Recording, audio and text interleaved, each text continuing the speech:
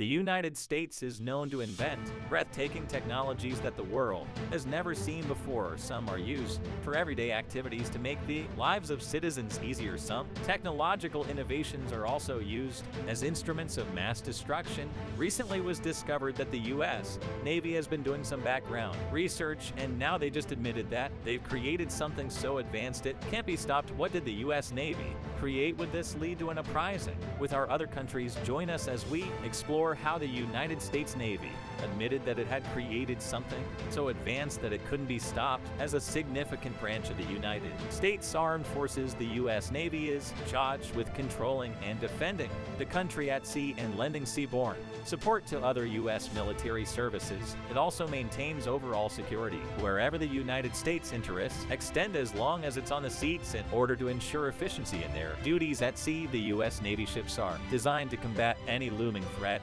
including the ones that might arise in the coming decades. This is why the ships are equipped with several advanced technologies and survivability systems. As they keep upgrading their technology, newer warships are also built, and one of the new warships in the fleet is the USS Sumwalt. The USS Sumwalt is known as the biggest and most technologically advanced surface combatant to dominate the seas in the entire world. This warship is the lead ship equipped with the next generation multi-mission destroyers invented to solidify naval power on the seas. It comprises a state-of-the-art electrical propulsion system, stealth design, wave-piercing tumble-home hull, and the latest war-fighting technology and weaponry installed inside it. The Sumwalt-class destroyer can perform a range of deterrence, sea control, command and control missions, and power projection, while allowing the Navy to experiment with new systems and missions. This glorious ship has all these groundbreaking features at hand, at the same time maintains its stealth, making the visually imposing ship difficult to spot whether it's far out in the seas or close to the shore. The features installed in this war machine would allow the U.S. Navy to meet maritime missions at sea and implement new technologies that would help meet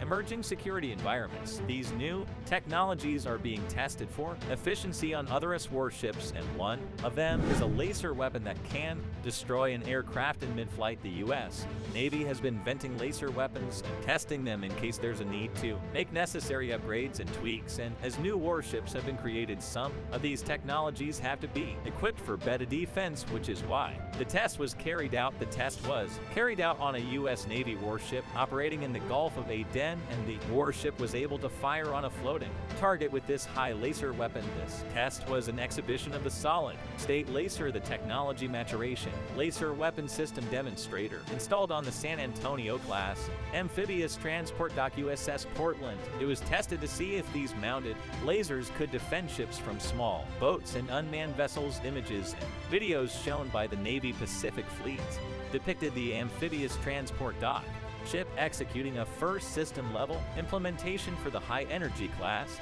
solid-state laser to put in the aerial drone aircraft out of commission. The images show the laser emerging from the warship's deck. Short video clips of the aftermath were also taken, showing what appears to be the drone burning. When the Navy Pacific Fleet posted the clips, the exact location of where the test was carried out wasn't included in the post. The only thing it indicated was that the test occurred in the Pacific on May 16th. The weapon's power was not disclosed either. The references to a 2018 report from the International Institute for Strategic Studies postulated that it's likely to be a 150-kilowatt laser conducting advanced sea tests against swabs and small crafts was a giant leap in technological innovations, as it will help the U.S. Navy and Armed Forces as a whole to obtain excellent information about the capabilities of the solid-state laser weapon system demonstrator against potential threats. Captain Akari Sanders, the commanding officer of Portland, where the laser weapon was tested, also agreed to this, as he made a similar statement. It continued in his statement, "With this new advanced capability, we are redefining war at sea for the Navy. The Navy wants to implement these lasers, which it also refers to as directed energy weapons, because the laser technology can serve as effective defenses against drones or smaller armed boats." This was addressed in the statement from the Navy Pacific Fleet, saying the development and implementation of directed energy weapons like the LWSD gives effective warfighter benefits and provides the commander with increased decision space and response preferences. Laser tests like these are not just happening for the first time, as a live fire exercise of a 30-kilowatt laser weapon was carried out earlier in 2017 aboard the amphibious transport ship U.S Bonds, which is located in the Persian Gulf. Lieutenant Cale Hughes, a laser weapons system officer at the time, explained how it worked. Hughes describes it as a machine that throws a massive volume of photons at an incoming object. He said in a statement, "We don't worry about wind, we don't worry about range, we don't worry about anything else. We're able to engage the target at the speed of light." However, this technology would seem much more beneficial to warships like the USS Portland, situated in the Gulf of Aden. This is because vessels in this area and surrounding waters encounter growing threats from not only manned watercraft, but also unmanned systems. One such example of the threats around this area is the drone boats filled with explosives used by Iranian-backed Houthi rebels. Vessels in this area are also prone to facing aerial threats from flying drones. Before the high-energy laser weapon system on the USS Portland was tested recently, it was first tested in May 2020 when it was used successfully against an unmanned aerial vehicle or sailing in the Pacific. The laser weapon system demonstrator equipped on the USS Portland is a more effective follow-on system constructed based on observations the Navy retained from testing the 30-kilowatt laser weapon system aboard the USS Ponds in the 5th Fleet Area of Responsibility. However, this laser weapon system and laser weapon system demonstrator are not the only directed energy technologies the United States Navy has been looking to implement as it modernizes its combat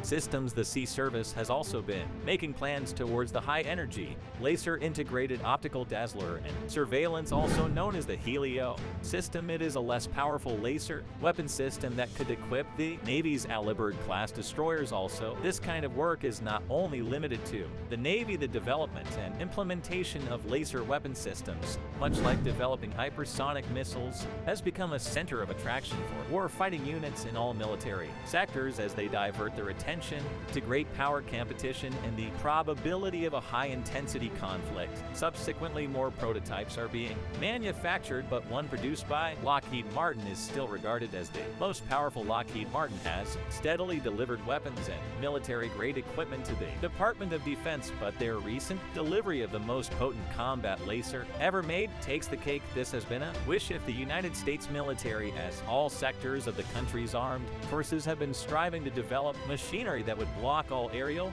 threats like mortars, rockets, drones, and missiles, and now in the new Lockheed Martin combat laser system has granted their wishes, having been the most powerful of all military-grade lasers seen to date. Modern warfare has brought about different new and emerging threats, several of which need a completely different approach to defense. The increase of modern war machines such as off-the-shelf drones to cutting-edge hypersonic missiles as assured in a new era. These new technologies in turn make the skies very deadly and cause the world's militaries to develop new technologies and several other intelligent ways to counter these increasingly effective tactics. A wonderful example of this technology can be found in Israel. The Middle Eastern nation is home to an Iron Dome rocket system and technology that protects the country from airborne threats. Israel has not stopped there, however, as the nation has started testing and implementing an anti-drone anti-missile laser system called the Iron Beam. The case is also similar to the United States, as the Air Force and Navy are currently testing these types of systems, although the timeline for actual field deployment has not been slated. A large majority of these systems vary from approximately 60